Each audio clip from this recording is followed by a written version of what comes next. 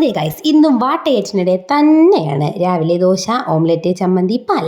അത് കഴിഞ്ഞിട്ട് കിട്ടു പുറത്തു പോയി. വന്നപ്പോൾ ബനാന പപ്സും കട്ട്ലറ്റും കൊണ്ടുവന്നു. നല്ല കിടിലൻ കട്ട്ലറ്റ് ആയിരുന്നു.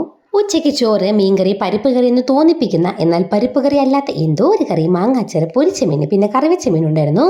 മൈ ഗോഡ്, എന്തൊരു ടേസ്റ്റ് ആയിരുന്നു ഗൈസ്. ഇതിന് ഭയങ്കര ടേസ്റ്റ് ആയിരുന്നു. അങ്ങനെ അത് ഞാൻ കുഴച്ച് കഴിച്ചു. വൈകിട്ട് കിട്ടു കട്ടൻ ഇട്ടു. കിട്ടു കട്ടൻ, അത് കൊള്ളാലോ.